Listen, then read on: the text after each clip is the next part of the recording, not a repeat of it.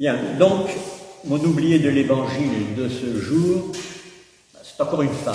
Il faut noter que, voilà, elle apparaît dans les évangiles selon saint Marc et saint Matthieu. Luc n'en parle pas. Son nom n'est pas connu. Nos évangélistes ne nous donnent que son origine géographique, la région de Tyr et de Sidon. C'est une étrangère, une cananéenne. Voici son histoire. Tu sais, c'est désolant. Elle m'a encore fait une crise ce matin. Oh, ces chiens, allez, sale bête. Ce qui m'énerve, toujours à rapiner sous la table. Allez, pousse, dehors.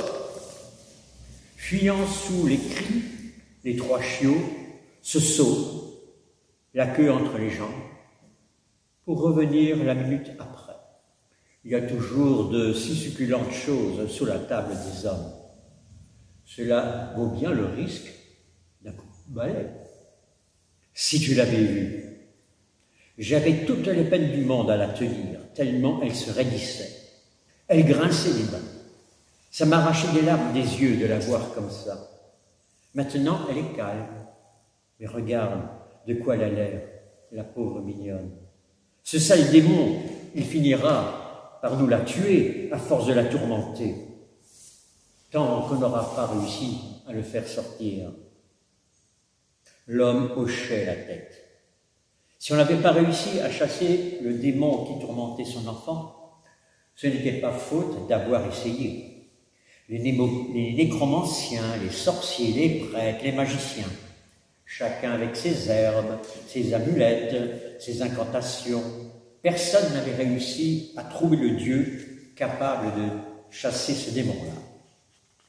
C'est vrai qu'il y en avait tellement de dieux, ceux des Syriens, ceux des Phéniciens, ceux des Cananéens, sans compter celui des Juifs. Allez donc vous y reconnaître. Lequel était le bon? Et à quoi il servait s'il n'était pas capable de...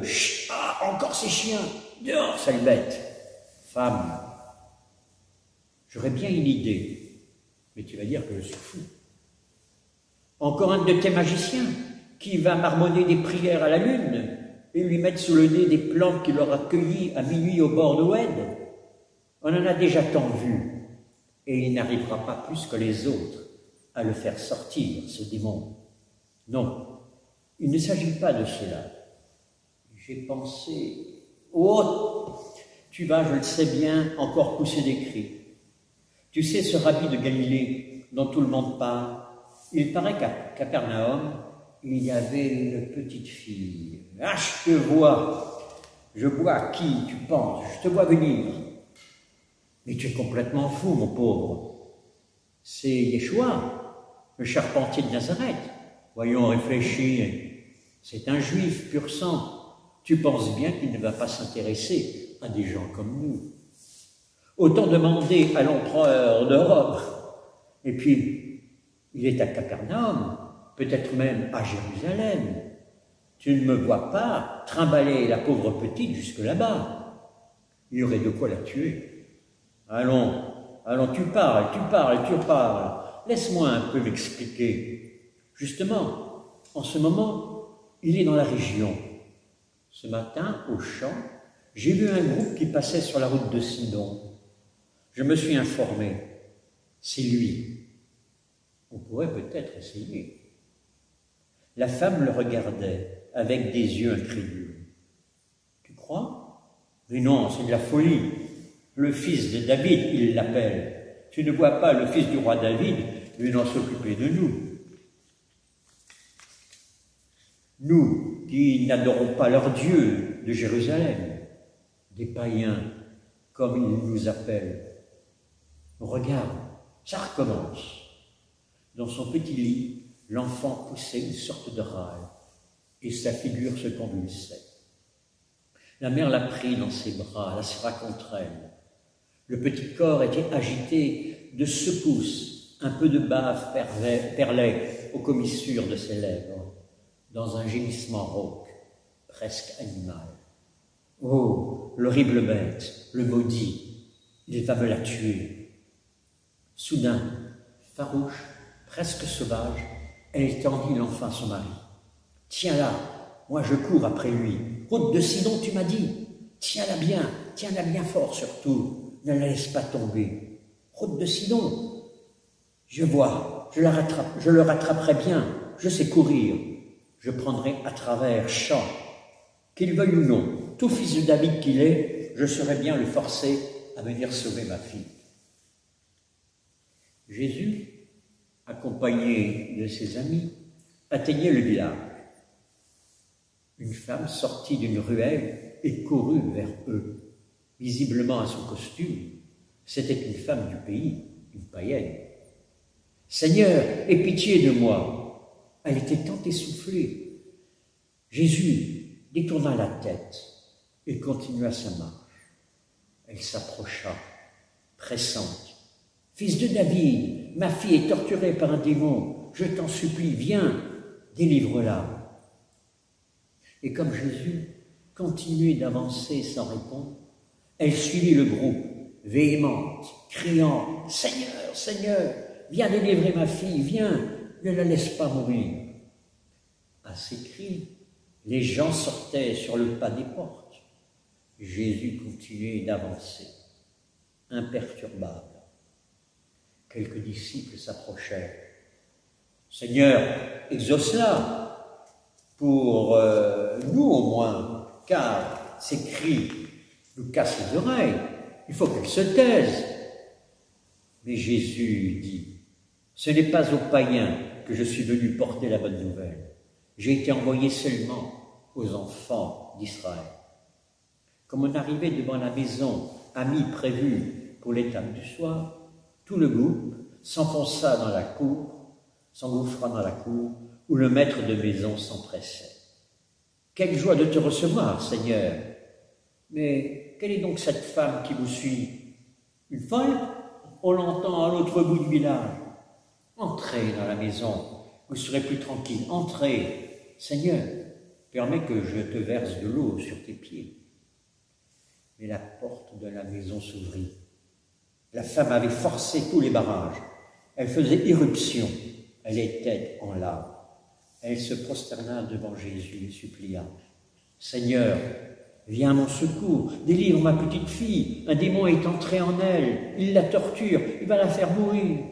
Tu peux la délivrer si tu veux. » Tous regardaient Jésus. Ils connaissaient trop sa bonté pour douter qu'il ne finit pas par exaucer la prière de la mère en larmes. Aussi furent-ils surpris de la froideur de sa réponse. « Non, dit Jésus, ce serait comme retirer le pain des enfants pour le jeter aux petits chiens. » Alors la femme releva la tête. Au milieu de ses larmes, il y avait comme un sourire de victoire, comme si elle tenait la réponse à laquelle il ne pourrait résister. Elle revoyait en elle-même une scène de cette matinée à la maison. « C'est bien vrai, Seigneur, ce serait mal d'enlever le pain de la table pour le donner aux chiens. » Mais il y avait dans sa voix presque un ton de malice. « Il y a toujours des miettes qui tombent sous la table. » Et elle prit une voix très douce pour décocher son dernier trait. Et les petits chiens viennent manger les miettes. Il y eut dans le groupe des disciples un rire étouffé. La femme avait les yeux rivés sur Jésus, et ses traits s'épanouirent de joie quand elle le vit sourire. Elle avait gagné. « Allons, femme, à cause de cette réponse-là, je ne peux pas te dire non. Sois heureuse, ta petite fille est délivrée. »« Seigneur, tu viendras la guérir, dès demain, je t'en supplie. Non, dès ce soir. »« Inutile, femme, crois-moi, elle est guérie. Va vite la retrouver. » La femme se prosterna, baisa le sol et sortit en courant. Les disciples autour de Jésus riaient d'elle. Elle est fille de la païenne. Elle a bien su se défendre. Mais alors, Seigneur, ces miettes, tu veux dire qu'après les Juifs, les païens aussi recevront la bonne nouvelle? Les païens? Et dans leur esprit, Il voyait l'immensité des terres païennes, la Grèce, la Rome impériale et les rivages mystérieux des lointaines Gaules. Peut-être quelques-uns d'entre eux seraient-ils chargés d'aller porter là-bas les miettes tombées de la table des enfants, des miettes qui ne seraient rien de moins que le royaume de Dieu. Quand la femme arriva à sa maison, elle vit devant sa porte quelques femmes, des voisines, groupées autour de quelque chose. Elles se tournèrent vers elle et elle vit autour de quoi elles étaient attroupées. Son mari était là, tenant dans ses bras la petite fille, paisible, détendue, le teint frais, délivrée. L'enfant tourna la tête vers sa mère et la regarda venir avec un sourire heureux. Le soir, les 3 petits chiens purent venir à l'aise grignoter sur la table, sans être chassés à coups de pied. Il semblait même que les miettes étaient plus abondantes que d'habitude. Quand la petite fille fut couchée et endormie d'un sommeil paisible, la femme dit à son mari, « Désormais, si tu veux, nous l'appellerons Peirour. » C'est ainsi qu'en hébreu, on dit miette. Et comme il la regardait avec des yeux ronds, elle ajouta, « Je t'expliquerai.